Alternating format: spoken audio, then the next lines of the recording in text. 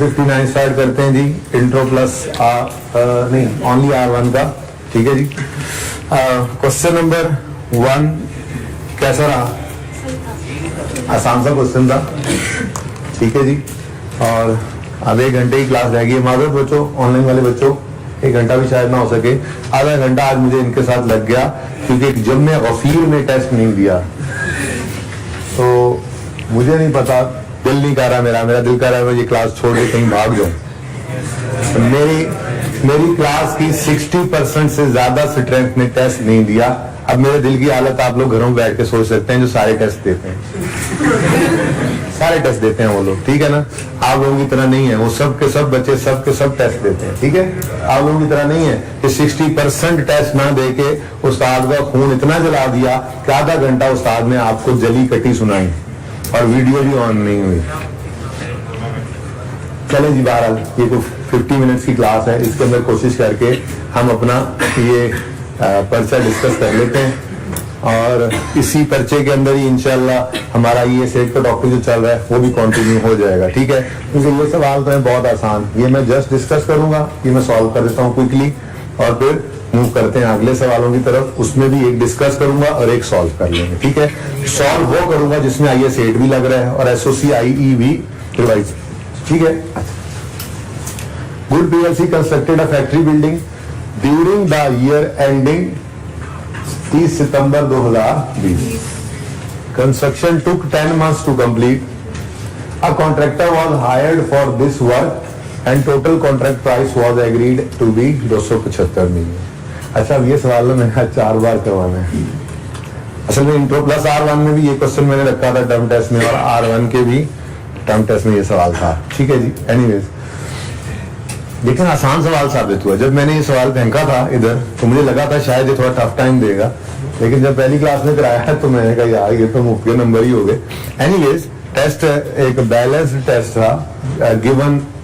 देखें, अभी तक जो इससे पहले करेक्शन ऑफ एरर तक का टॉपिक है उसमें टिका के आपने टेस्ट ले लिए हुए हैं और मैंने टेस्ट ले लिए हुए थे, इसलिए तैयारी के अंदर तो मैंने रखवा दिया था उनको ताकि आपकी रिवीजन हो जाए। लेकिन और मजीद उसको क्या टेस्ट करता, मैंने कहा फिर टर्म टेस्ट 2 में अगर जब आप बोले होंगे तब करेंगे टेस्ट उसको, या उससे आगे मॉक वगैरह में टेस्ट करेंगे ताकि आप जरा भूल जाए ना, अभी तो ताज़ा याद है। तो ये बोरिंग कॉस्ट गवर्नमेंट ग्रांट, उसके बाद statement of change in equity ताज़ा था और ये सेट तो चल ही रहा था, तो टेस्ट यहाँ से बना के मैंने कहा 40 मार्क्स काफी है। तो आसान टेस्ट था, लेकिन मुझे था कि इस दफा टेस्ट ज्यादा बच्चे देंगे और अच्छा भी परफॉर्म करेंगे क्योंकि बैलेंस टेस्ट था। 30% तक जरा मुश्किल था, 30% एवरेज था, 30% आसान था, जैसे ICAP का पर्चा होता है। तो मैं खुशी महसूस कर रहा था कि ज्यादा बच्चे टेस्ट देंगे और मुझे ज्यादा आइडिया होगा कि एक अच्छे लेवल का एक बैलेंस्ड पेपर जो है उसमें मेरे बच्चों की क्या सूरत हाल है। वरना इससे पीछे वाले टेस्ट तो आपको पता ही है मैं आपके साथ क्या करता चला आया हूं, लेकिन उसमें आप लोगों ने मुझे बहुत ही मायूस किया। एनीवेज, 30 सितंबर 2020 पे वाला साल है, यानी ये साल 1 अक्टूबर 2019 को शुरू हुआ है और 30 सितंबर 2020 पे ये खत्म हो रहा है। और इसमें ना जनाबे वाला 10 महीने लगे हैं। कंस्ट्रक्शन टुक 10 मंथ्स। अब पूरे सवाल में ना कहीं पे उसने हमें ये नहीं बताया था कंस्ट्रक्शन किस दिन शुरू हुई है। सवाल हो सकता था भाई, कुछ भी अज्यूम कर लो, 10 महीने लेने थे। क्या मतलब अगर आप 1 अक्टूबर अज्यूम करो तो फिर अक्टूबर, नवंबर, दिसंबर, जनवरी, फरवरी, मार्च, अप्रैल, मई, जून और जुलाई में खत्म कर दो। आपको नहीं, हमने 1 अक्टूबर को शुरू नहीं करना, बल्कि हमने 30 सितंबर को खत्म करना है, ठीक है। तो फिर आप यहाँ पे 1 मार्च से शुरू करा दो, सॉरी अक्टूबर नवंबर में ना करो, 1 दिसंबर से कर लो, 1 दिसंबर से 30 सितंबर तक। जून से भी 10 महीने ले लो भाई। डेट ऑफ पेमेंट से मिसाल के तौर पे आपने सेशन तक जाना है, तो जो अगर इस दिन पेमेंट हो गई तो वो 10 महीनों का इंटरेस्ट आएगा, जो इधर हो जाएगी जनरल उनकी बात कर रहा हूँ, वो उसका उस दिन से ऑनवर्ड आएगा, ठीक है। तो किसी ने गौर किया था, टेस्ट दिया तुमने खड़े रहो दोस्तों के साथ, लेकिन तुमने मिस कर दिया यार। नहीं, बच नहीं गया, ये मारा गया, ये बच गए शायद, इनमें से को आधे पौने जिनको गैरत आ गई होगी, जो टेस्ट दे लेंगे, ये बच गए, वो मारा गया। ये तो टेस्ट भी नहीं दिया, ऊपर से बेइज्जत भी नहीं हुआ। ठीक है, तो कोई बच्चा इसको जरा वो हाईलाइट्स दे देगा। हाँ। चल पैकेज में नहीं है। अच्छा चलो सुने भाई, ये बात समझ आइए मैं क्या कह रहा हूँ कि डेट गिवन नहीं थी, लेकिन हमें उसकी जरूरत भी शायद नहीं थी। मजे की बात, इस पूरे सवाल में स्पेसिफिक लोन था ही नहीं। बेटा आप भी ना इसका कोई हल निकालें, क्वालिटी एश्योरेंस में मिस होती है उनसे पूछ के, ठीक है ना। हाँ, इसका कोई परमानेंट सोल्यूशन होना चाहिए, ऐसे तो नहीं कि हर टेस्ट छोड़ी जाए हम इस बात के ऊपर। Okay, a contractor was hired for this work and total contract price was agreed to be 275। Progress payments were made as follows, और नीचे पेमेंट्स जो थी वो परसेंटेज में दी हुई थी। मुझे इतनी सी बात थी, ये परसेंटेजेस में है। हम रुपीज के अंदर जो निकालेंगे फिगर प्रोग्रेस पेमेंट्स की, वो इस 275 पे अप्लाई करते जाएंगे। तो बता दो 275 का 10% तो 27.5 हो गया, 45%, 123 एग्जैक्ट 0.75। अच्छा जी, फिर 41.25, फिर 55 और 27 ये पेमेंट्स हो गई। ठीक है, ये जिस तरह से हमारे सवालों में थी, मिस्टर इमाम वाले सवाल में हमने देखा, या फिर अल्फा ट्रेडिंग में देखा था, या फिर टेस्ट के अंदर कुरैशी स्टील आया था ना? yes, आया था yes, कि नहीं आया आपके टेस्ट? आ चुका है। अच्छा, उसके बाद और आसानी भी क्या थी? आसानी ये थी कि इसमें कोई नहीं उन्होंने बताया हुआ कि डेट ऑफ पेमेंट और डेट ऑफ बिल अलग अलग है, बस उन्होंने सुकून से बता दिया स्टार्ट ऑफ वर्क 27.5 पे हुआ। अभी देखो, construction was financed by existing pool of loan, और सवाल खत्म। मतलब कोई जनरल लोन और कोई स्पेसिफिक लोन था ही नहीं, सारे के सारे जनरल लोन्स थे। ठीक है, सबके सब जनरल लोन्स थे। तो हमें फिर रूल क्या है, डेट ऑफ पेमेंट से कंप्लीशन तक, ईयर एंड को छोड़ो फिलहाल, अगर पहले आए तो कर लेते हैं, तो कंप्लीशन तक हमने लेके आना होता है। ठीक है, डेट ऑफ पेमेंट से कंप्लीशन तक। मैं इसलिए कह रहा था कि डेट की जरूरत ही नहीं थी। क्यों? अगर आपने अज्यूम किया है तो जी हमने ये काम शुरू किया है यकम मार्च से, सॉरी यकम दिसंबर से, यहाँ पे यकम दिसंबर से, ठीक है, तो पहली पेमेंट इस दिन होगी। अब डेट ऑफ पेमेंट से सिलेशन 30 सितंबर, 10 महीने। आपको तो नहीं, हमने तो यकम दिसंबर में सोचा था, हमने यकम अक्टूबर सोचा था, तो ठीक है यार, यकम अक्टूबर से डेट ऑफ पेमेंट से यहाँ तक बनने 10 महीने थे ना, इसलिए डेट की जरूरत भी नहीं थी। तो कितने बच्चों ने डेट को ढूंढने की कोशिश की थी? कमेंसमेंट काम कितने शुरू हो रहा है? हाँ, कोई जरूरत नहीं थी। चले ओके। अच्छा, उसके बाद रिक्वायरमेंट है कॉस्ट ऑफ बिल्डिंग निकाल के दो। ठीक है, और आपने सवाल पूरा पढ़ लिया। कॉस्ट ऑफ बिल्डिंग के अंदर तो सिर्फ दो ही चीजें आनी है आज, एक है कंस्ट्रक्शन कॉस्ट और दूसरा बोरिंग कॉस्ट कैपिटलाइज। ठीक है, कंस्ट्रक्शन बोरिंग कॉस्ट कैपिटलाइज करने के लिए हम एक वर्किंग कर लेते हैं। Working 1, borrowing cost to be, भाई कोई स्पेसिफिक लोन है? कोई उस पे जैसे लोन नहीं है तो फिर सरप्लस भी कोई नहीं, और इन्वेस्टमेंट इनकम का तो फिर सवाल ही पैदा नहीं होता। रेट दे भी देता, तो अगर स्पेसिफिक लोन नहीं है तो इन्वेस्टमेंट इनकम ना तो जनरल लोन पे आपने देखा लगता है, ना ही गवर्नमेंट ग्रांट पे लगता है, ना ही इक्विटी पे लगता है। स्पेसिफिक सिर्फ इन्वेस्टमेंट इनकम का कॉन्सेप्ट सिर्फ किस पे लगता है? तो ना तो हमारे पास कोई लोन प्रोसेसिंग चार्जेस आ रहे हैं, नंबर 1, ना हमारे पास कोई interest expense on specific loan है, नंबर 2, ना ही उसकी नीचे जो लेस करते हुए इन्वेस्टमेंट इनकम वो है। तो फिर डायरेक्ट ही हम तीसरे वाले पॉइंट पे आ जाते हैं। ठीक है, तीसरे वाला पॉइंट था, तीसरा ये 3 लिखना नहीं है पर्चे में, एग्जामिनर कहता है 1 और 2 पता नहीं किधर गए। ये तो आपको याद कराने के लिए मैंने यहाँ पे लिख दिया 3, interest expense on general loan, क्योंकि हमारी वो रूटीन थी ना, हमें अपनी वर्किंग याद रखने की। नंबर 1 पे लोन प्रोसेसिंग चार्जेस आते थे, नंबर 2 पे ये मेरी कोशिश रहेगी ऐसे एंड तक कि कोई भी टॉपिक ऐसा ना हो जो आपको यूं लगे कभी कि यार हमने छोड़ दिया यार, पढ़ तो लिया था फिर कहां से आ गया। अब बोरिंग कॉस्ट का सवाल यहाँ पे आ गया, ठीक है। अब इसके अंदर हम बोरिंग कॉस्ट की बातें कर रहे हैं तो पूरा टॉपिक ही हमारा रिवाइज हो रहा है। तो ये मेरी अंत तक कोशिश रहेगी कि आपको ऐसा लगे यार जान नहीं छूट रही, वो जो पहले दिन पढ़ा था अभी तक उससे नहीं होता, जरा चीजें जो है वो इन टच रहती हैं। बल्कि मैं ये सोच रहा हूँ ये भी मैंने गलत लिखा, मुझे यूं लिखना चाहिए था, लोन प्रोसेसिंग चार्जेस नहीं है, नहीं है। फिर दूसरी चीज होती थी interest expense on specific loan, expense expense, ठीक है, वो भी नहीं है। फिर इसमें से सिर्फ स्पेसिफिक लोन पे ये लगता था, इंटरेस्ट इन्वेस्टमेंट इनकम का कॉन्सेप्ट सिर्फ स्पेसिफिक लोन पे लगता था। याद है ये बातें खड़े हुए जो बच्चे, तैयारी तो आपने की ही नहीं थी। ये सबसे बड़ी फजूल लॉजिक है जो ये कहते हैं कि 6 चैप्टर्स का मिसाल के तौर पे 7 का टेस्ट था, 6 का था, 7वां भी था ही, 7 का अगर टेस्ट था यूं कहें तो जी वो 2 तो तैयार ही नहीं थे जी, वो 2 तो यार ये कौन सी लॉजिक है आप लोगों की कि 7 टॉपिक्स का टेस्ट था, 2 तैयार नहीं हो तो हम टेस्ट नहीं दे रहे। जिन्होंने ये लॉजिक दी है मुझे समझ नहीं आ रही उनका मैं क्या करूं। हो सकता है वो अल्लाह के बंदो तुम लोगों ने जो 4 तैयार किए सारा पेपर ही उसी में से आ जाए, ऐसे तो नहीं करते। फिर देखें स्टेटमेंट ऑफ इक्विटी तो सबका ही तैयार था यार। फिर IAS 8 तो हम कर ही रहे थे, तो ये तो फिर बहुत जाती है। Investment income expense less income करते थे, कोई नहीं था। सवाल इतना आसान था, इतना आसान था, इतना आसान था कि मैं आपको क्या बताऊं। और तीसरी और आखिरी चीज interest expense on general loans.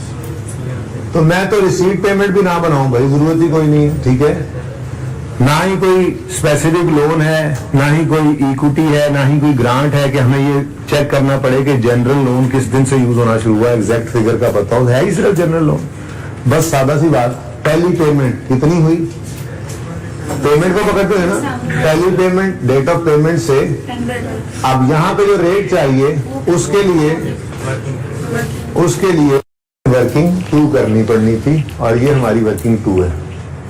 मैं इसी को वर्किंग 2 आता हूँ ना, क्या मतलब existing pool of loan, amount of loan आ रही है, इंटरेस्ट रेट आ रहा है, लेकिन आगे उसने जिंदगी आसान कर दी सवाल बनाने वाले ने। तो क्या कहा, all these loans remained outstanding through out the year. यार जाओ चिल करो, लोन आउटस्टैंडिंग भी यही है जो लोन की अमाउंट है। तो फिर अब वैसे तो इंटरेस्ट रेट लगा के इंटरेस्ट एक्सपेंस निकालते थे ना, लेकिन जरा यहाँ जगह खाली है, मैं यहाँ पे निकाल देता हूँ इंटरेस्ट एक्सपेंस। हाँ भाई सिंपल हो गया काम सिंपल हो गया। 1250 का 10%, 125, 825 का 14.5%,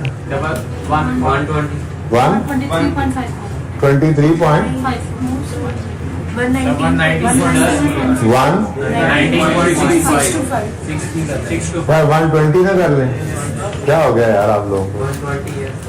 उसके बाद 165 15%, 25 कर लें। इंटरेस्ट एक्सपेंस का टोटल 270 आ गया, और इधर लोन्स का टोटल 2240 आ गया। और यहाँ पर रेट निकालते हैं इंटरेस्ट रेट के लिए, तो 270 expense divided by 2240 loan into 100 is equal to 12.05%। ये जी हमारा कैपिटलाइजेशन रेट था। अच्छा से मेरा ख्याल नहीं था कि फीमेल स्टूडेंट भी टेस्ट नहीं देंगी, मतलब आई वाज़न्ट एक्सपेक्टिंग दिस। लेकिन आप लोगों की जो सिस्टर क्लास है ना, यानी कि गुलबर्ग वाली क्लास FR1 वाली, उसमें फीमेल स्टूडेंट्स ने ये समझ लिया था एक बार। बस फिर एक दिन उनको आधा पौना घंटा खड़ा रखना पड़ा, थोड़ा सा बेइज्जत करना पड़ा, लेकिन अल्हम्दुलिल्लाह वहाँ काफी वफाक है। तो उम्मीद है यहाँ पे भी हाँ ये खुराक आज वाली जो है इससे काफी वफाका होगा, वरना अगले टेस्ट के अंदर तो there will be no mercy at all. 12 0.05%, ये 0.5 पता नहीं कहां से आ गया, पिछली क्लास में 12% था, चलो बट ठीक है जी। लेकिन अब डेट ऑफ पेमेंट से सिचुएशन तक लाना है, तो भाई ये स्टार्ट ऑफ वर्क पे पेमेंट हुई और वर्क कितना अर्सा स्टार्ट रहा, 10 महीने, तो मंथ्स गिनने की जरूरत नहीं सुकून से 10/12 जी ना। आपको सस्पेंशन सस्पेंशन है तो मंथ्स लिखे और बड़े दूर करें, सुकून से सवाल, आसान से सवाल था जी। नहीं 2.7 नहीं, थोड़े नेक्स्ट पेमेंट हुई 123.75 इंटू 12.05% इंटू, अब ये अगली पेमेंट हुई है at the end of third month. 10 महीने का काम था, तीसरे महीने के एंड पे अगली पेमेंट हुई, तो 3 महीने निकल गए बाकी, तो फिर डेट ऑफ पेमेंट से सिचुएशन तक 7/12। नेक्स्ट पेमेंट 41.25 इंटू 12.05% इंटू मेरे टी नहीं बैठे हुए, चलो कोई नहीं, कर लेंगे। मैंने कहा अगली क्लास से पहले से जरा बच्चे हाजिरी रजिस्टर से देख के खड़े कर लेगा ना, टाइम बच जाएगा जी।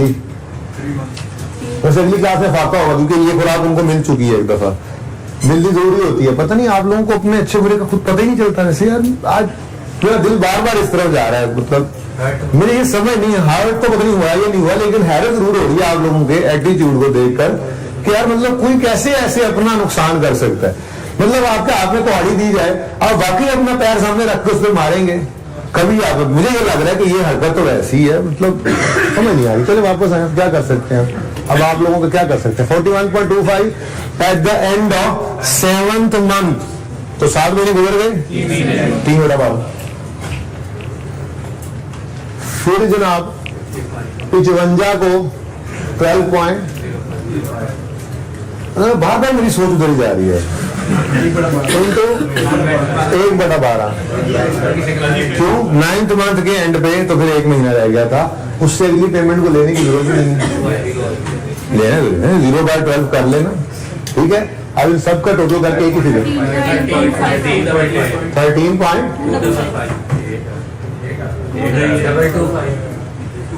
इसका आंसर क्या है 13.2, बस ठीक है, काफी है, ठीक है। कंस्ट्रक्शन कॉस्ट कोई टोटल करने की जरूरत नहीं है, डायरेक्ट लिखो 275। वही प्रोजेक्ट की कॉस्ट कोई बांटा हुआ है तो फिर एक बार बांट के फिर उसको ऐड करने लग जाओ, क्या जरूरत है यार। 275 यहाँ लिख दो। Borrowing cost to be capitalize कितनी निकली है 13.2, तो टोटल 288.2, ठीक हो गया जी।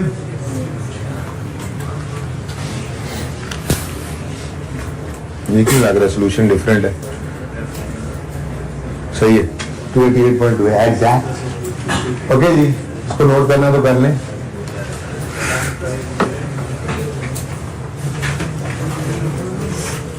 मतलब नोट करने का मतलब कि पिक्चर जिसे नहीं ले लें तो सोल्यूशन भी मिल जाएगा। अच्छा वैसे फीमेल स्टूडेंट्स तो बड़ी सीरियस होती हैं पढ़ाई के मामले में, मतलब कि उन्होंने तो कभी टेस्ट नहीं छोड़े नॉर्मली।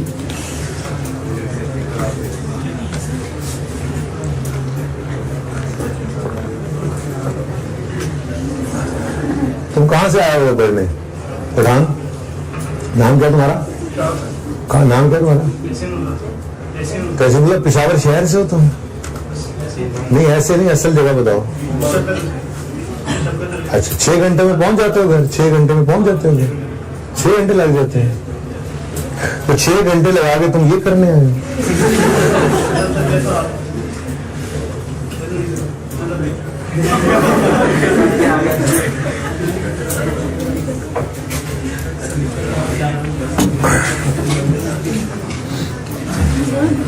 जी बेटा करो, स्टार्ट करो। तो बेटा सजेशन पहले हो जानी है ना, 10 महीने हैं तो सितंबर तक ना आएंगे, फिर उसको यहाँ रोकेंगे। ये कौन सा सितंबर और ये अगस्त और जुलाई में, फिर 31 बेटा, फिर 10 महीने काउंट करने हैं ना, वो 10 महीने 1 अक्टूबर से 31 जुलाई तक कर लो, बातें मत करो यार फजूल में। जिगर तुमने टेस्ट दिया है यार, इस पठान को पश्तो में तो समझाओ तुम के यार, टेस्ट नहीं दोगे तो फेल हो जाओगे। आज क्लास के बाद इसको पश्तो में समझाना है तुमने। 2-3 पठान खड़े हैं आज माशाल्लाह से, बरकत पड़ गई है, टेस्ट ना देने की आदत पड़ गई है, हड हराम हो गए हैं। ओके आगे चलते हैं जी। नेक्स्ट क्वेश्चन, ये आपका होमवर्क है लेकिन थोड़ी सी बात इसमें कर दूं मैं। यार डस्टर नहीं मिल रहा मुझे काफी देर से।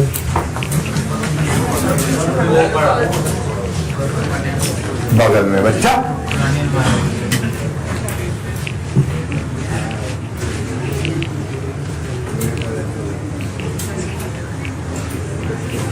ये बच्चे ना, ये बच्चे ये कल भी आगे क्लास में खड़े रहेंगे, ठीक है।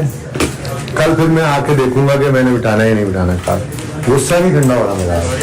नहीं सवाल शुरू कोई नहीं, मत आना यार, छोड़ के नहीं देते यार क्लास, छोड़ो यार, सीए करके क्या करना है तुमने।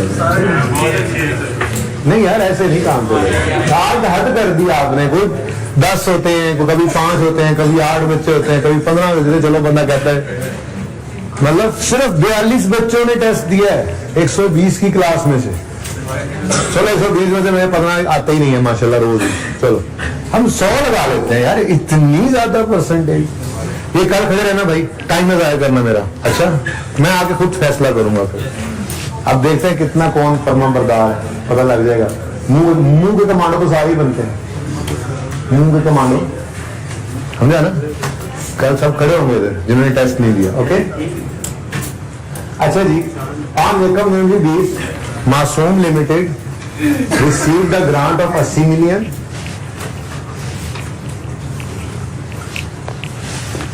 दूसरा क्वेश्चन कर रहे हैं, receive the grant of 80 million towards purchase of new plant with the gross cost of 640। Requirement पढ़ लिया करें ताकि आपको टारगेटेड ऑपरेशन करना पड़े, आपको पता हो हम क्या कर रहे हैं। यार ये क्या नाम है तुम्हारा ब्लैक टोपी वाले पठान, नाम अम्मार। तो तुम्हें यहाँ से नजर आ रहा है बोर्ड, क्यों नहीं आगे आते हो तुम इसके साथ? तो जगह बनाओ इसके साथ हो जाओ तुम, पहली रो वाले। तुम्हें पहले भी मैंने आगे बुलाया, भाग के फिर छुप जाते हो पीछे जाके उनके। नहीं अभी इधर ही खड़े हो, कल भी खड़े हो ना, बता रहा हूँ कि ऐसी एडजस्टमेंट अपनी देख लो, सीट कौन सी पे खड़े हो ना, पसंद करके जाना। आज कल भी खड़े रहना आप।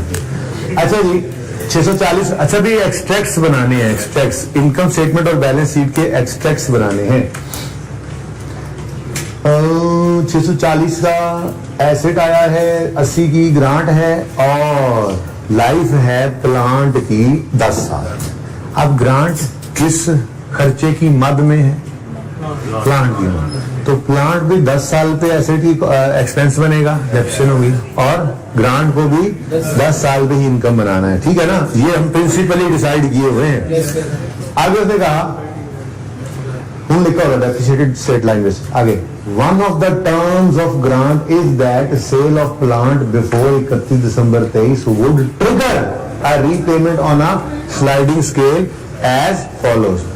ये देखो भाई, चाय देने वाले भाई जो आए, देखो ये इधर आओ, ये घर से पढ़ने आए हैं, देखो यार देख के जाओ इनको, आने जाने वाले को मैं बताऊंगा इंशाल्लाह।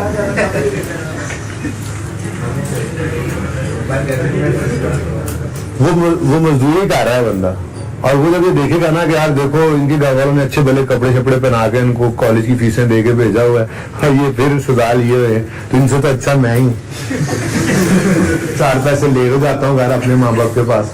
और जी तो one of the terms of grant is that sale of plant before 31 December would trigger a repayment. अंग्रेजी मुश्किल थी, बात रीपेमेंट की लिखी हुई थी कि अगर आपने आज है 20 जनवरी 20, 21, 22, 23 अगले 4 साल में किसी भी वक्त प्लांट को बेचा तो रीपेमेंट करनी पड़ेगी, ठीक है। यानी 4 साल तक कंडीशन उसने लगा दी, लेकिन उसने जरा स्लाइडिंग स्केल बना दिया। क्या मतलब? पहले साल ही भाग जाओगे बेच के, सारी रीपेमेंट करनी पड़ेगी। दूसरे साल जाओगे तो 75%, तीसरे साल जाओगे तो 50। मैंने कल लिखवाया था पेंडिंग, आपको नहीं लिखवाया, शायद उनको लिखवाया था, इंटर प्लस R1 वालों को। अपने पेंडिंग कॉन्सेप्ट में लिख ले ताकि मैं अगर भागूं तो मुझे भागने ना दे। वो क्या है मेरे दिल में, ये है जी मेरे दिल में, आईकैप का तो आपको बता दिया जहां तक उसने टेस्ट किया है। मेरे दिल में क्या बात है कि रीपेमेंट हमने 100%, आईकैप ने अभी तक रीपेमेंट टेस्ट नहीं है दी। हमने बासित वाले सवाल में 100% रीपेमेंट देख ली, एग्जाम्पल 5 और 6 में भी उसको देख लिया, लेकिन कभी ये नहीं सोचा हमने कि कभी कभी ऐसी कंडीशन भी तो हो सकती है आदि हो कि ग्रांट रीपे करेंगे लेकिन आधी, मिसाल के तौर पे 40%, जैसे यहाँ पे है, तो उसकी अकाउंटिंग हमने नहीं ना सीखी, ऐसा सवाल हमने नहीं किया। माना मैंने, लेकिन हमने रीपेमेंट करवाई नहीं है। रीपेमेंट 2 साल गुजर गए, इनकम बनती रही, बासित जैसे बासित वाला सवाल था, तीसरे साल में रीपेमेंट हो गई। हमने 100% रीपेमेंट करवाई थी। मैं चारों के तीसरे साल में जाके ना हम लेट्स से 40% रीपे करवाएं, बाकी ना करवाएं, तो कुछ ऐसी बात, एक सवाल खुद ही नहीं होगा, थोड़ी सी डिस्कशन है उसमें, करना चाहो तो कर भी लो ताकि अच्छा आपके जहनों में, लेकिन पेंडिंग में लिख ले, ये मेरे एंड पे पेंडिंग है। ये क्या, 1 question of repayment, partial repayment of government grant, ऐसे कर ले, कोई निशानी रह जाए ना, मैं भूल ना जाऊं, ताकि घर जाने से पहले पहले मुझे याद करा दो। चाहे आखिरी दिन जो रिवीजन, जो आखिरी फरवरी के 2-4 पहले दिन होते हैं, जिनमें आपको मैं 5-5 घंटे के लिए बुलाऊंगा, 6-6 घंटे के लिए, 2-3 दिन मतलब अक्सर बुला देता, या एंड पे उनको एडजस्ट कर देता होता हूँ अगर टाइम बच जाए नॉर्मल क्लासेस में ना। तो रिवीजन क्लासेस होती हैं, रिवीजन में होता है बेसिकली गैप एनालिसिस, कौन से टॉपिक में क्या चीज रह गई है, चलो ये भी कर लो, कौन से 2 टॉपिक मिला के नहीं किए, चलो ये भी मिला के कर लो, इस तरह की बातें होती हैं उसमें। तो अगर तो सिलेबस जो है वो मेरा 3-4 दिन पहले डेडलाइन से खत्म हो जाए तो मैं रिवीजन को उसी में इनबिल्ड कर देता हूँ। नॉर्मल क्लास पढ़ने आते रहते हैं, चल रिवीजन रही होती है, बता के, जाहिर है बता देता हूँ कि लो जी अब ये काम शुरू हो गया, एक ये चैप्टर आप रिवाइज करके आना, तो उसमें मैं अपनी तरफ से थोड़ा सा ऐड कर देता हूँ। ये मुझे बड़ा बेहतर लगता है कि हम 5-6 दिन के अंदर हर रोज 2-2, 3-3 चैप्टर्स घर पे रिवाइज भी होते रहे, उसकी मैं भी रिवीजन करवाता, रिवीजन आपकी तरफ से, मेरी तरफ से गैप एनालिसिस। लेकिन अगर ऐसा ना हो और 31 जनवरी आ जाए और फिर सिलेबस खत्म हो, तो फिर फरवरी के अंदर हफ्ता पूरा आपको रोज बुलाने की बजाय टाइम बचाने के लिए 2 दिन में आपको 5-5 घंटे के लिए बुला लिया जाता है। ये मैं कह रहा हूं, तो ये उन दिनों के अंदर भी हो सकता है अगर पहले ना हुआ तो, या पहले किसी टेस्ट में आ जाए तो फिर उसकी डिस्कशन में तो हो ही जाती है, ठीक है ना। तो बहरहाल लिख लिया आपने, ये क्या लिखवाया मैंने कि मैंने गवर्नमेंट ग्रांट में repayment, partial repayment of government grant का एक क्वेश्चन आपको करवाना है, ठीक है। अच्छा आप क्वेश्चन लिखो, आप क्वेश्चन, ऐसे नहीं डिस्कशन नहीं, क्वेश्चन, ताकि वो मैं किसी वक्त फिर याद रहे तो बना लूं, और फिर अगर बन गया पहले, टाइम ना मिला तो टेस्ट में तो आ ही जाएगा, आपको पता है, किसी भी वक्त सरप्राइज। ओके अच्छा वापस आए, यहाँ पे असल में ना हम खड़े पहले साल के एंड पे हैं, और उसमें आखिरी लाइन में क्या बताया था, ML has no intention of selling plant before end of its economic life. इसका मतलब ये हुआ कि अभी तक कोई ऐसा इरादा नहीं है जिसकी वजह से हम ये रीपेमेंट का सोचें भी, ठीक है ना। इसलिए सवाल नॉर्मल था, सवाल बिल्कुल नॉर्मल सा था।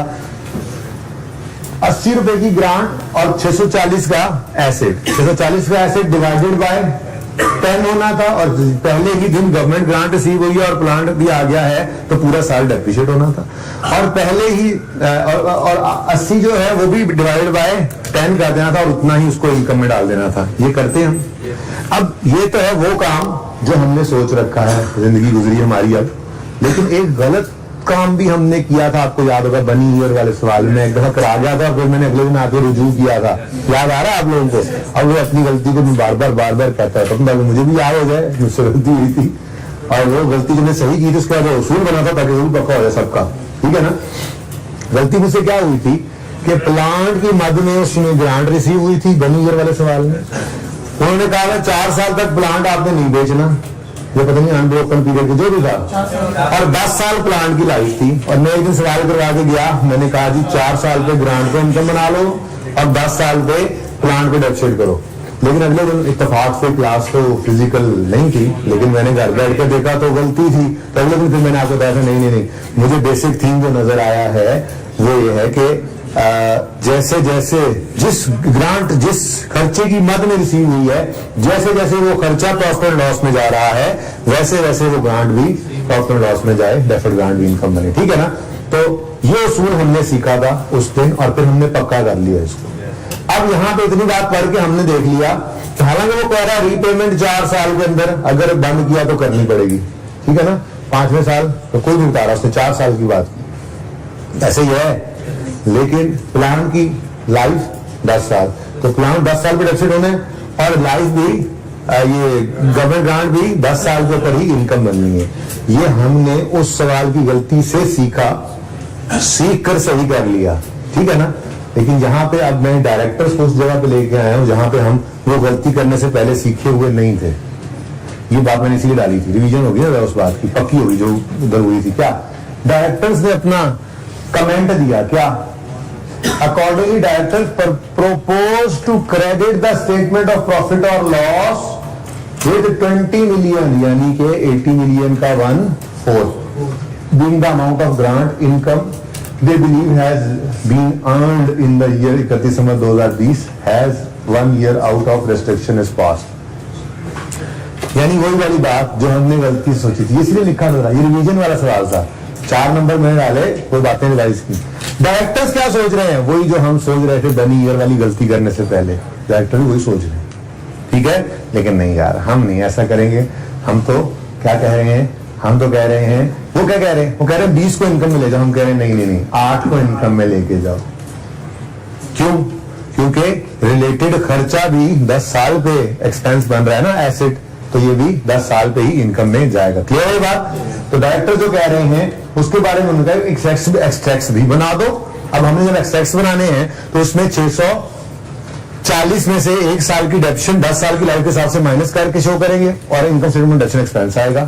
और बैलेंस शीट के अंदर लाइबिलिटीज के अंदर डेफर्ड लाइबिलिटी में 80 में से 8 माइनस करके 72 नजर आएगा और 8 इनकम में चला जाएगा। ये एक्सट्रैक्ट्स बन गए। फिर उन्होंने कहा कमेंट करो डायरेक्टर के प्रपोज ट्रीटमेंट पे, तो हमने उसको कहना है, अब तुम कह सकते हैं, हमने कहना है नहीं डायरेक्टर का जो प्रपोज ट्रीटमेंट है वो सही नहीं है, क्योंकि हमने मैच करना है ग्रांट इनकम को रिलेटेड एक्सपेंस के साथ। और प्लांट जब 10 साल के ऊपर डेप्रिशिएट हो रहा है तो ग्रांट को भी 10 साल पे ही इनकम के अंदर लेकर जाएंगे। Is it clear? क्लियर है ये बात? ये अब आपका होमवर्क है, अपने ट्राई करना है। वैसे बचा कुछ भी नहीं इसमें। तो आपको उसने क्या लिखा हुआ है? आगे ये लिखा हुआ भाई, ML accounts for government grant as separate item. क्या मतलब? ग्रांट पे अलग रखते हैं, एसेट की कॉस्ट में नेट नहीं करते, ठीक है।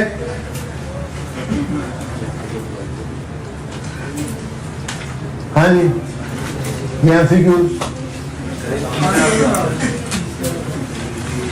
तीसरे वाला,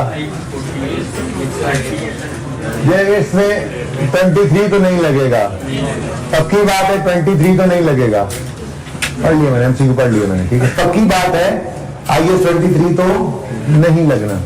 क्यों नहीं लगना? बिल्डिंग कंप्लीट हो गई है, बोरिंग कॉस्ट टू कैपिटलाइज, और बोरिंग आईएएस 23 है ही क्या? Borrowing cost on qualifying asset. भाई ये कोई बुला लिया करें जब इस तरह से मिस किया करे बात को, ठीक है।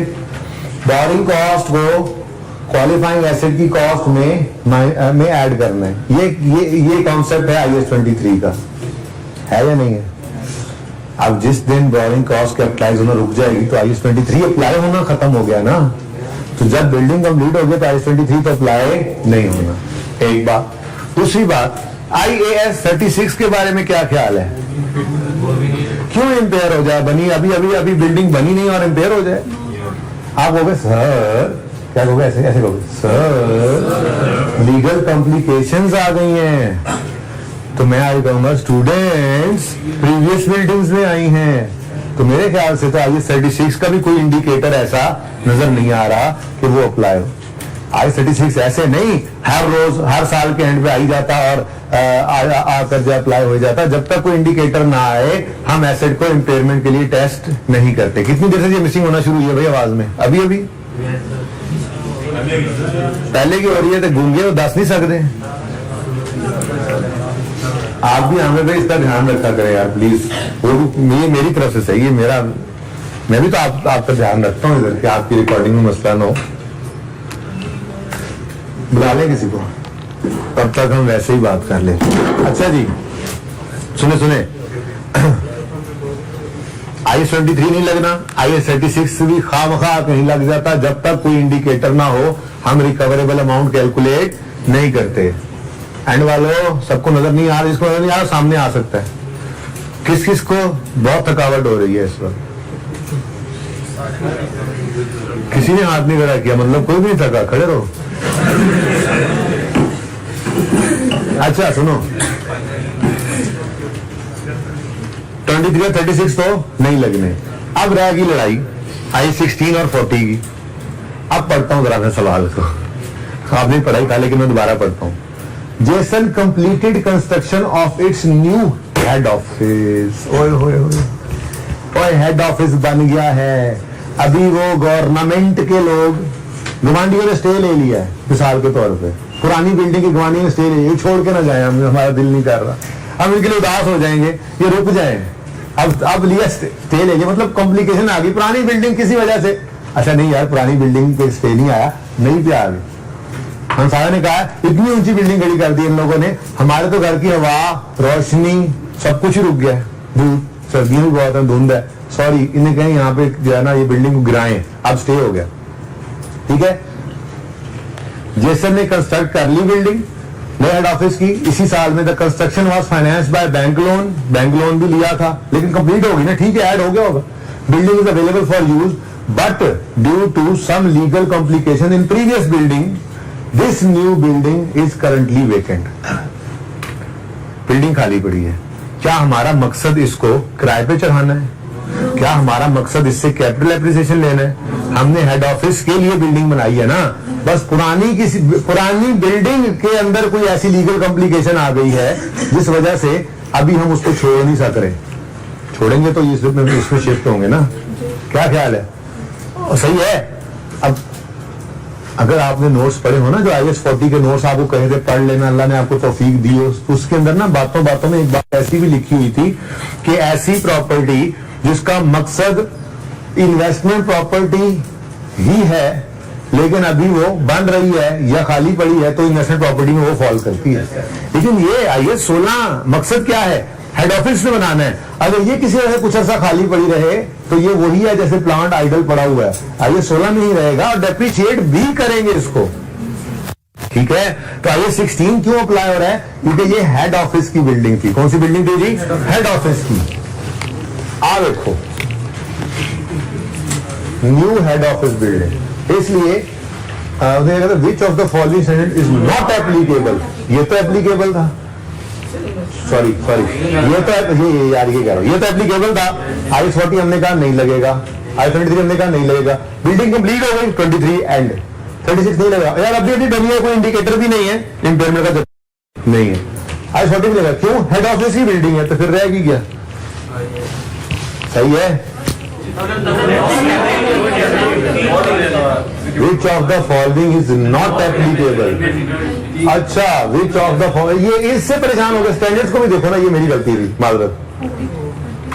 ये भी नहीं एप्लीकेबल, ये भी नहीं एप्लीकेबल, ये भी नहीं एप्लीकेबल। ठीक है, आप इसकी वजह से परेशान ना हो, लोग को कोई गलती हो जाती है, इंसान से इंसान ही हूं ना। यहाँ पे वो बिल्डिंग्स भी तो लिखा, स्टैंडर्ड्स भी तो लिखा था। सुनो ये पता है क्या, ये बात अब देखिए बच्चों ने ज्यादातर में, और अभी आवाजें निकालने के लिए भी शामिल हो गए। नहीं सर वो ये देखे, मुझे पता है सारे बच्चे के अंदर किसी ने भी ये तफसील ये नहीं देखा होना मुझसे गलती क्या हुई। यहाँ पे इसकी वजह आया होना चाहिए था। ठीक है, which of the following standards are not applicable. और वैसे भी नजर आ रहा था यार 23 नहीं लगता, 36 कहीं से लगा सकते, नहीं लग रहा, 40 नहीं लग रहा, तो फिर ये 3 नहीं लगने थे और सिर्फ पहला लगना था। ओके, टाइम को लॉजिकली डिस्कस कर लेगा तो कोई और भी बढ़ा लेंगे, चलेंगे। और बाकी MCQ देख लीजिएगा जी। Which of the following, which of the following,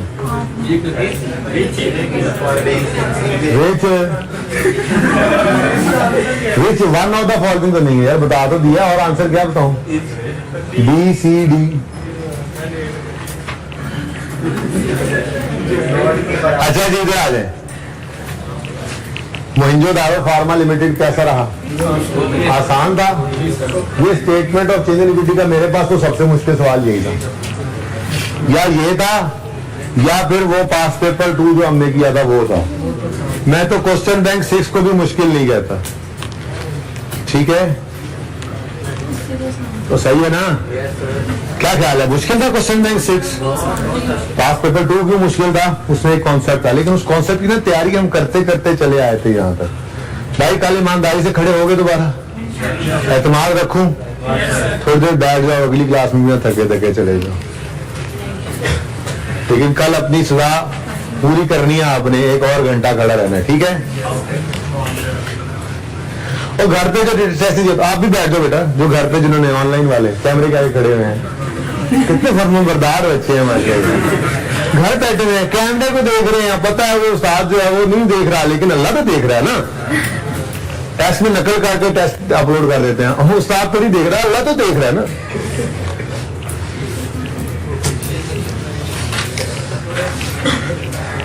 वक्त गुजर गया, वो एक जमाना ऐसा गुजरा था जिसमें बकरियां चराने वालों का यही मान था कि अल्लाह कहाँ जाएंगे, अगर वो गुनाह करेंगे तो अल्लाह तो है।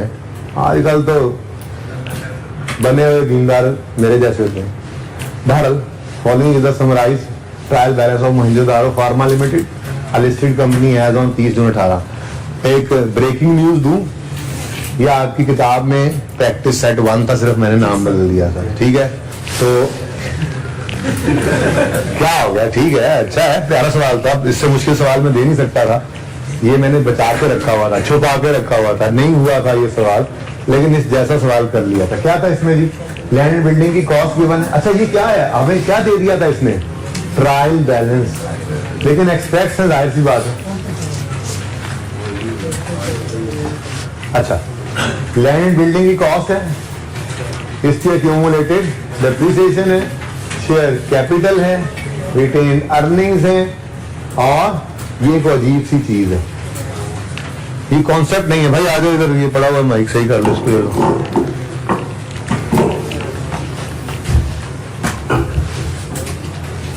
जी ये ना चीज, ये कोई कॉन्सेप्ट नहीं है ना, इससे पहले कभी आपने इसको सवाल में देखा होगा ना, हमने देखा था, ये असल में पास पेपर था एक पुराना, ठीक है ना?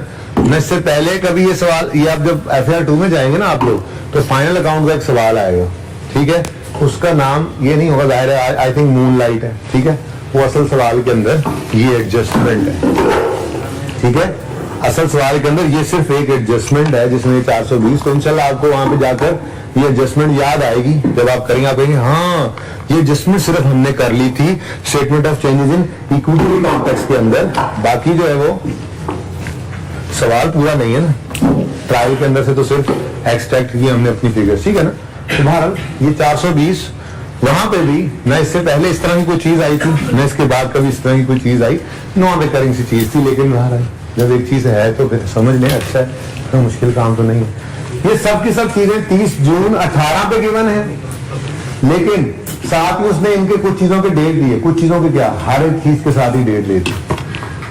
एक्यूमुलेटेड डेप्रिसिएशन भी ओपनिंग है, शेयर कैपिटल भी ओपनिंग है, रकम जुलाई 17, रिटेन्ड अर्निंग्स भी ओपनिंग है, और राइट सब्सक्रिप्शन रिसीव्ड, ये बड़ी अजीब सी चीज है, ड्यूरिंग द ईयर 30 जून, ये ड्यूरिंग द ईयर रिसीव हुई है, पता नहीं किस दिन, ये नहीं बताया उसने, ठीक है?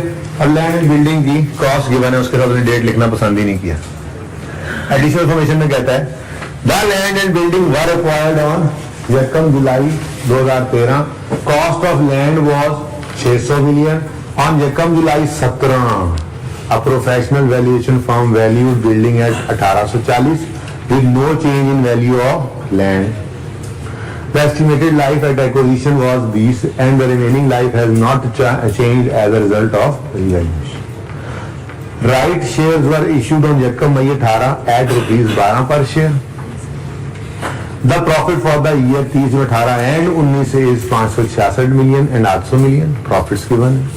Cash dividend and bonus declared या paid during the 3 years, और नीचे कोई 1 2 3 4 5 6 7 को डिविडेंड आ रहे थे हमारे सवाल में, नंबरिंग करनी थी, बचत तभी होनी थी, ठीक है?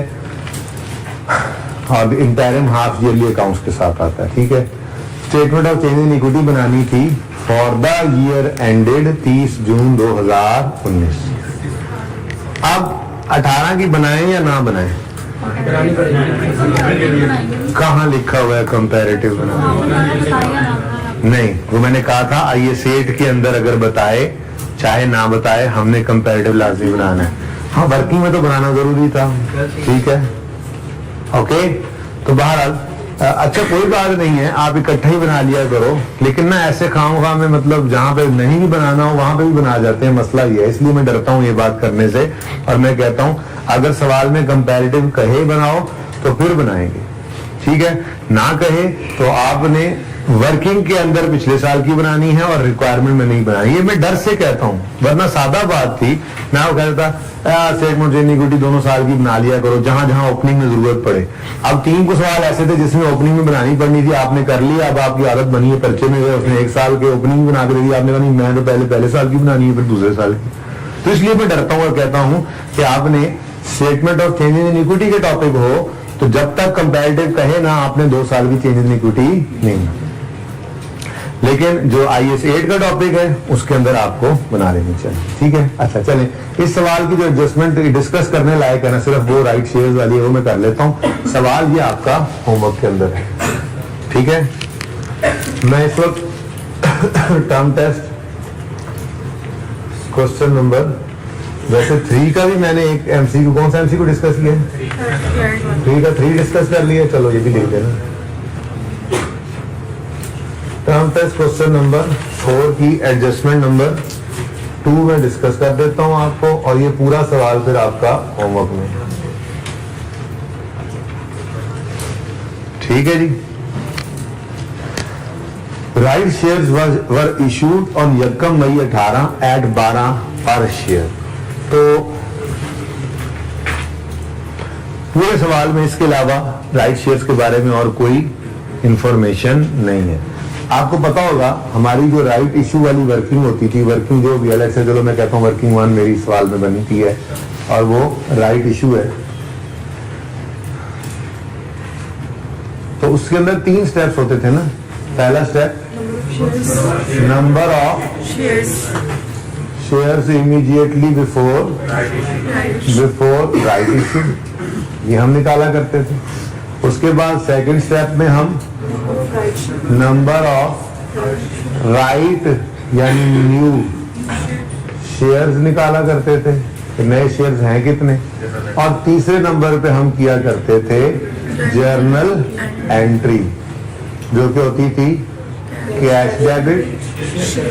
अच्छा देखो, शेयर एक्ट 12 पर है, शेयर है 12 रुपए पर शेयर बेचा है ना, और ऊपर देखो तो शेयर कैपिटल के साथ आ रहा है of ₹10 each, ordinary share capital of 10 each fully paid 1200 रुपए।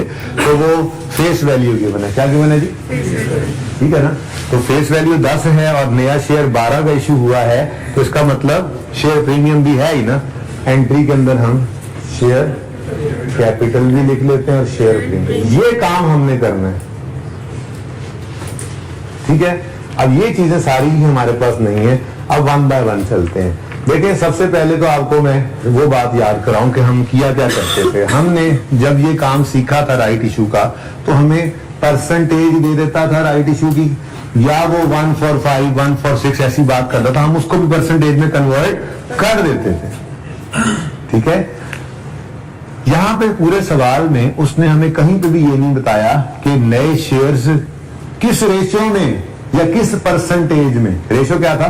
1/5, 1/4, 1/3, कोई बात तो बताता, या 20%, 25%, कोई बात तो बता देता, ठीक है। लेकिन उसने पूरे सवाल में हमें कहीं पे ये नहीं बताया था कि नंबर ऑफ राइट शेयर्स किस प्रोपोर्शन में, किस परसेंटेज से इशू है। हाँ इशू हुए हैं, बस उसने बोल दिया right shares were issued on 1 May, बस इतनी बात, were issued on 1 May at ₹12 per share, बस, और कोई बात ही नहीं है। प्रॉब्लम है कि नहीं है? हमारे पास नंबर ऑफ राइट शेयर्स ही नहीं है। माना मैंने कि आप number of shares before right issue निकाल सकते हो, क्यों? जरा नंबरिंग कर लेते हैं फटाफट, नंबरिंग कर लें अगर आप, तो 1 मई 18 को हमारा साल शुरू हो रहा है, 1 जुलाई 17 को, ठीक है। तो जुलाई, अगस्त, वो क्या कह रहे हैं, 1 मई 18, सितंबर, अक्टूबर, नवंबर, दिसंबर, जनवरी, फरवरी, मार्च, अप्रैल, मई, बिल्कुल एंड पे आके, यानी 17 वाले साल में भी कोई बोनस होगा या कोई भी डिविडेंड होगा, ये बोनस शेयर होंगे या कोई नए शेयर इशू हुए होंगे, तो वो सब के सब इससे पहले वाले इसमें ऐड होने। शायद कोई हो, मैं उस तरफ भी नहीं जा रहा, बाद में देख लेते हैं, ठीक है। मसला ये है कि जो भी हो, मिसाल के तौर पे इससे पहले कोई शेयर इशू नहीं हुए। मैं मिसाल ले रहा हूं, हो सकता है कोई बोनस इशू हो, भाई सवाल आप लोगों ने किया है, ठीक है ना, लेकिन मैं मिसाल ले रहा हूं, इससे पहले कोई शेयर इशू नहीं हुए, तो ये 1200 तो पड़ा था, ये 1200 मिलियन है, rupees 1200 million divided by rupees 10 पर शेयर, तो 120 मिलियन शेयर, ये तो आ गया हमारे पास। पर मसला ये है कि ये इसके साथ क्या मल्टीप्लाई करें, परसेंटेज गिवन होती, कोई बटा गिवन होता, परसेंटेज में बना लेते, इसका मतलब हमें right shares, number of shares before right issue की हमें निकाल भी ले तो हमारे पास इसका कोई यूजेज नहीं आता। ये तो हम तब निकालते थे जब इन पे परसेंटेज लगा के और हम उससे नंबर ऑफ राइट शेयर्स निकाल लेते थे। अब परेशानी तो इस बात की हो रही है, देखो इधर कि कैश उन्होंने कहा 12 रुपए आया है, जिसमें 10 रुपए शेयर कैपिटल में जाने हैं, 2 रुपए शेयर प्रीमियम में जाने हैं। ये तो हमें मसला कोई नहीं। मसला क्या है, इसके साथ मल्टीप्लाई करते थे ना नंबर ऑफ शेयर्स, वो नहीं पता लग रहे। अब हम आए और ट्रायल के अंदर नजर डाली, तो ट्रायल में लिखा हुआ है राइट सब्सक्रिप्शन रिसीव्ड, ये कैश रिसीव हुआ है राइट सब्सक्रिप्शन से। तो सब्सक्रिप्शन क्या है, जो हमने शेयर्स इश्यू किए थे, राइट शेयर्स, ठीक है, उनको सब्सक्राइब किया, यानी कि उसके पैसे, जिन्होंने ये शेयर्स लिए उसके पैसे रिसीव हुए। क्या मतलब, ये कैश है। क्या मतलब बोलो, कैश है बच्चों, ये नहीं है, ये कैश। जरा पढ़ के देखो, राइट सब्सक्रिप्शन, यानी कि राइट इश्यू जो किया उसको जो सब्सक्राइब किया उन्होंने, राइट सब्सक्रिप्शन रिसीव जो हुई है वो 420 रुपए है। Right subscription receive during the year ended 30 जून 2018। अब अगर 420 रुपए रिसीव हुए हैं राइट इश्यू से, राइट सब्सक्रिप्शन अजीब सा अकाउंट है, आप आसानी के लिए काटना मत, असल तो गलती उसने की है ना, सब्सक्रिप्शन ऑनलाइन करके यूं कर लो, जरा जुमला आसान कर लो मेरे लिए और अपने लिए। फिलहाल क्यों लिखो राइट मनी रिसीव्ड, सब्सक्रिप्शन हो जाए, यानी कि राइट इश्यू से जो पैसे आए हैं, ठीक है। अब वो कितने हैं, 420, टोटल 420 रिसीव हुआ है। हर शेयर 12 का था, तो नंबर ऑफ शेयर यहीं से निकल आते हैं। अरे इतनी देर कपने के बाद पता लगा, इसको डिवाइड करो रुपीज 12 से, ये इश्यू प्राइस है, जितने पर हमने शेयर बेचा, तो नंबर ऑफ शेयर फिर कितने होंगे, 35 मिलियन शेयर, ठीक है। तो भाई वो वाला काम नहीं कर सके हम जो पहले करते थे, 120 को फिर उठाते थे, इधर देखो, और इस 120 को मल्टीप्लाई करते थे सर्टेन परसेंटेज से। मसला यह है कि वो परसेंटेज तो गिवन नहीं थी, इसलिए हम ये काम तो ना कर सके, इसलिए मुझे कहा, मैंने कहा कि इसको मुझे यूज करने की जरूरत नहीं थी। हो सकता है तो और फिक्र हो भाई, मैंने कहा सवाल के अंदर, हो सकता है इससे पहले कोई बोनस इश्यू होगा जो कम से, तो वो भी ऐड हो जाना था, मैं ये नहीं कह रहा, सवाल पूरा कर रहे थे, तो है कोई, अगर है तो देख लो, नहीं ऐसे तो चलती तो शुक्र है। अब ये फिगर जो निकालनी पड़ी ना हमें, ये फिगर, ठीक है, ये फिगर निकालने के लिए हमने क्या वर्किंग की, देखो देखो देखो देखो क्या वर्किंग की जी, रुपीज 420 मिलियन हमें रिसीव हुआ, और इस ये उन शेयर्स का है जो हमने राइट इश्यू में इशू किए हैं, राइट इश्यू में हमने जो नए शेयर्स इशू किए हैं, ये उनके पैसे रिसीव हुए हैं, और हर एक शेयर हमने कितने में इशू किया है, 12 रुपए में, तो फिर टोटल कितने शेयर इशू किए, तो पहुंचना तो हमने यहीं पे ही था, लेकिन इस तरीके से आज ना पहुंच सके जो आदत थी। कितने बजे पहुंच गए थे 35 मिलियन पे, 1 2 3 4 5, बस। आप लोगों ने क्या किया वैसे, 120 नहीं, 120 को फिर 120 ही इशू कर दिया ने, 120 नए शेयर, 120 थे, 120 इशू कर दिए। हाँ जी, 12 तो मल्टीप्लाई करना ही था। चलो फिर तो सरप्राइज हो गया, यानी आसान सवाल में भी मुश्किल बात कभी कभी हो सकती है, ठीक है, चलो कोई बात, वो हो जाता है बेटा, फिलहाल सब जी बेटा, वो तो जून में रिसीव हुआ। क्या ड्यूरिंग द ईयर एंडेड जून है, तो ड्यूरिंग द ईयर जून 30 जून 20 में 30 जून 18 में ही यकम मई 18 में आ जाता है ना। आप यूं अज्यूम करो यकम मई 18 को इशू के उसी में सारे पैसे आ गए आपको नहीं, कुछ यकम मई 18 को आए, कुछ 30 मई 18 को आए, कुछ 30 जून 18 को आए, फिर भी 30 जून 18 तक आ ही गए ना, इसमें तो कोई लड़ाई नहीं है जी। 35 मिलियन शेयर, ऐसे ऐसे बार बार लिखूंगा 35 million share, 35 million share, 35 million share, सुभान अल्लाह जी। कोई भी ऐसे जश्न पर्चे में जो आपसे रह जाए, मुझे एकदम इसलिए खुशी होती है कि आईकेएफ से पहले पहले ऐसी चीज मेरे बच्चों ने देख ली, ताकि आईकेएफ में ऐसी चीज आ जाए तो फिर उसको मैनेज तो कर सके ना। हाँ अगर पर्चे में ऐसी कुछ चीज तो फिर मुझे दुख होता है वहां पे एंड पे जाके। तब से मैं इंतजार करता हूँ बच्चे पर्चा लेके निकलते हैं ना, कई बच्चों का होता है निकल तो साथ मुझे पेपर भेजना, वो आप लोगों के साथ मेरा पेपर भी होता है, स्टाफ का पेपर होता है साथ जी। देखो 420 निकला है, जाहिर 420 निकला था, 3 और ठीक है भाई। नेक्स्ट थिंग जल्दी से देख लो, अब वो तो रहेगा, वो जाते थे बता देता हूँ, ट्राई तो वो भी करना है, ट्राई तो वो डिस्कस नहीं करता, मैं मानता हूँ, मैं उसको डिस्कशन में नहीं लिख रहा, डिस्कशन उसकी कल ही होगी। कौन सा वाला क्वेश्चन नंबर 5 जिसमें अभी सेट अप्लाई हो रहा था, लेकिन वो अप्लाई कैसे होना सिर्फ उतना बता देता हूँ, ठीक है सर। देखो फिलहाल इसकी नंबरिंग कर लोगे, इसकी नंबरिंग करने का तरीका क्या था, ये देखो कौन कौन से साल है हमारे पास, 18 और 19, तो इंटायरम ऑफ ये 31 दिसंबर वाला साल है, 30 जून वाला साल है, ओके ठीक है। तो इंटायरम ऑफ यार कोई गल नहीं थी यार, चलो ठीक है। फाइनल ऑफ 17, इंटायरम ऑफ 18, फिर फाइनल ऑफ 18, इंटायरम ऑफ 19, 1 2 3 4। अब इधर आए, पहले देखते हैं जी फाइनल की तरफ। हमारे पास फाइनल ऑफ 17 और फाइनल ऑफ 18 होना, हमने उसको लेना है। Final of 17 yes number 1, final of 18 number 2, final of 19 है नहीं, होता भी तो माफ ना करते। क्या है, अच्छा 3 है, ये बहुत जरूरी है। देखो अगर मैं 1 और 2 इसको लगा देता तो ये पहले वाली चीज में वर्किंग वाली सिंगल इक्विटी के अंदर दोनों आ जाते हैं, हालांकि वर्किंग वाली में 1 आना चाहिए और 3 तो जो हमने रिक्वायर की गई हमसे, हमने उसमें करना है, ठीक है। अच्छा आगे बढ़े, फाइनल ही है लेकिन बोनस है। ओ 19 का फाइनल हमारे पास ठीक हो गया। इंटायरम में आ गए, इंटायरम कैश, लेकिन इंटायरम ऑफ 17 है, कैश तो बाद में देखेंगे, इंटायरम ऑफ 17 तो है ही नहीं हमारे। फिर इंटायरम ऑफ बोनस होगा 17 का, तो वो भी नहीं है, पहले तो देख लें।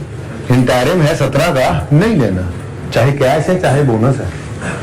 होता क्या है, कभी कभी यूं कहते हैं डिविडेंड देते हुए डायरेक्टर्स कि कुछ कैश पकड़ लो कुछ शेयर्स पकड़ लो, ठीक है ना। कभी पैसे देते हैं, साथ में कहते हैं शेयर भी ले लो, कभी सिर्फ शेयर देते हैं, कभी सिर्फ पैसे देते हैं, कभी दोनों मिला के दे देते हैं। तो यहाँ पे दोनों मिला के दे दिए उन्होंने, लेकिन ये क्या है, ये 17 का इंटायरम है, हमारे पास तो नहीं है, इग्नोर। फिर 18 का इंटायरम यस नंबर 2, लेकिन इसको फौरन ये कर लिया करो, 1 for 6 है ना, 1 for 6, 1 over 6 into 100 कितना बनता है, 16.6667, ऐसे लिख लो और क्या, 67 भी लिख ले तो कोई मसला नहीं था जी। ये जो है इसके साथ क्या लिखोगे नंबर, ये कौन सा है जी, इंटायरम ऑफ 18 नंबर 2, ये नंबर 1 और नंबर 2 आपकी वर्किंग वाली चेंजेस इन इक्विटी में जाना था, इसलिए नंबरिंग जरूरी है। 3 और 4 आपकी वाली, ठीक है। नेक्स्ट है इंटायरम ऑफ 19 नंबर 4, तो 3 और 4 आपकी रिक्वायर्ड स्टेटमेंट इक्विटी में था और 1 और 2 आपकी वर्किंग वाली में, लेकिन जरूरी दोनों ही है, जरूरी दोनों ही। सोल्यूशन के अंदर आपको ये इकट्ठी बनी हुई नजर आएगी, वर्किंग में नहीं होगी, लेकिन अगर आप समझते हैं कि वाकई आप पर्चे में ये बात याद रख लेंगे तो इकट्ठी बना लिएगा, नहीं कोई मसला नहीं, टाइम बच जाता है माना, ठीक है, ये हो जाएगा। अगला जो सवाल है ना, उस सवाल के अंदर सारा सवाल statement of change in equity का ही था, सिवाय कहता है after preparing draft financial statements it was discovered that depreciation on plant costings also had been charged under reducing balance method from date of commencement however plant was available on यकम फरवरी। यकम फरवरी से डेप्शन start करनी थी, यकम जुलाई से की, लेकिन कब की बात कर रहा है? 14 की। हम कहाँ खड़े? सुभान अल्लाह, कहो सब सुभान अल्लाह। ये प्रीवियस ईयर का एरर है, इसको सही करना है। कहोगे सर पढ़ाया ही नहीं था, और भाई उस जैसा ही चेंज इन अकाउंटिंग एस्टिमेट की अकाउंटिंग सिखाई थी। अब करना क्या था? इधर देखो, ये कौन सा है? 31 दिसंबर है ना, अच्छी बात। 31 दिसंबर 14, 15, 16, यहां कहीं गलती हुई थी। अब गलती क्या हुई थी? क्या कहता है माल, जल्दी क्या हुई थी? गलती क्या हुई थी? कुछ डेप्रिसिएशन की गड़बड़ है। अब रिड्यूसिंग बैलेंस मेथड है, आपने डिटेल से वर्किंग करनी है।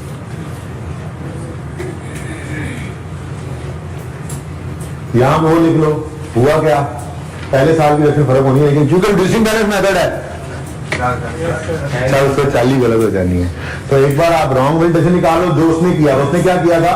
उसने डेप्रिसिएशन, वो कह रहा है यकम जुलाई से शुरू की थी चार्ज होनी, क्योंकि गलत है। यकम जुलाई से नहीं थी, उसने किया होगा पहले ने 7 महीने डेप्शन, जुलाई 6 महीने, जुलाई 10 सितंबर, अक्टूबर, नवंबर, दिसंबर करना था। यकम फरवरी से 11 महीने, तो ये रॉन्ग हो गया और ये ओरिजिनल या करेक्ट।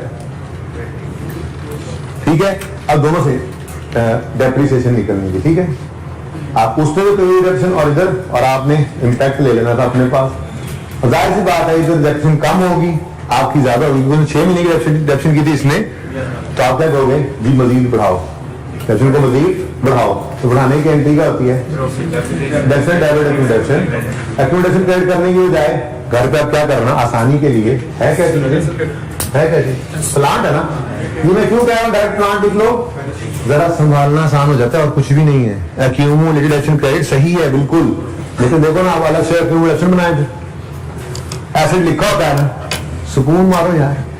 रिडक्शन डेबिट एसिड ही क्रेडिट कर दो, इस तरह से एंट्री को सवाल में संभालना आसान हो जाता है, जल्दी काम हो जाता है। ठीक है ना। अब ये गलती इधर भी करनी है, देखना इधर भी, ये सारे सालों को सही कर लेना। अब हम खड़े हैं 17 में, 16 की भी चेंज इन इक्विटी साथ ही बनेगी। टॉपिक ये तो statement of change in equity में आइए सेट अप्लाई हो गया, प्रीवियस ईयर का एरर है। ठीक है ना, तो सही है। तो ये 2 साल की गलती 2 साल में सही हो जाएंगी। प्रॉफिट एंड लॉस अकाउंट मत बनाना, लेकिन statement of change in equity के अंदर तो इन 2 साल के अंदर, इन 2 साल तो प्रॉफिट आ रहा होगा ना। ठीक है, तो 2 साल गलती 2 साल में सही हो जाएगी। और ये पिछले 2 साल की गलती को ओपनिंग में सही करोगे। नोट तो मैंने नहीं बनवाया, करेक्शन ऑफ एरर का नोट बनवाता तो मैं मुजरिम था, फिर मेरा जुर्म था, क्योंकि मैंने नोट आपको सिर्फ चेंज पॉलिसी को बनाना सिखाया, मैंने नोट मांगा भी नहीं। मैंने क्या कहा आपको? Prepare dual statement of change in equity for the year ended 31 December 17 along with comparative. ठीक है, अब मसला क्या है? मसला ये कि ये पुरानी गलती है, उसको सही करना है, तो ओपनिंग भी मिल गया, रीस्टेटेड। पिछले साल को डाटा उसके पास गया हुआ है, वो भी रीस्टेटेड, तो बस यही लिखना था और ठीक है ना, तो सवाल हो जाना चाहिए था। नोट का नोट मैंने कल अब आपको बनवाऊंगा इंशाल्लाह। क्वेश्चन बैंक का क्वेश्चन 2 शायद करें, उसमें करेक्शन ऑफ एरर का नोट बनाएंगे। वो नोट बनाना सीख लेंगे तो हो सकता है इसके अंदर मैं फरमाजी तौर पर पहुंचूंगा, उसका नोट घर से बना लाना, अब बना भी लोगे आप, मसला नहीं। ठीक है, हाँ भाई साहब कह रहे हैं मैन्युफैक्चरिंग या कमर्शियल प्रोडक्शन लेकिन जुलाई स्टार्ट हो रही है, हम डेफिनेशन से शुरू नहीं करते। जिस दिन अवेलेबल हो जाए उस दिन से हम डेफिनेशन स्टार्ट कर देते हैं, चाहे यूज करो ना करो। अच्छा लग रहा है। अच्छा 14 नंबर का सवाल था। ठीक है जी, ये होमवर्क में है मस्ट। ये अगर जिन बच्चों ने टेस्ट नहीं दिया था, ये कल सारे सवाल टेस्ट वाले सॉल्व करके आ जाते हैं क्लास में, तो आके बैठ जाइएगा, खड़े मत होइएगा। जो नहीं करके आएंगे वो खड़े रहिएगा कल। ठीक है, ऑफर है, डिस्काउंट, बड़ी बचत। अल्लाह हाफिज।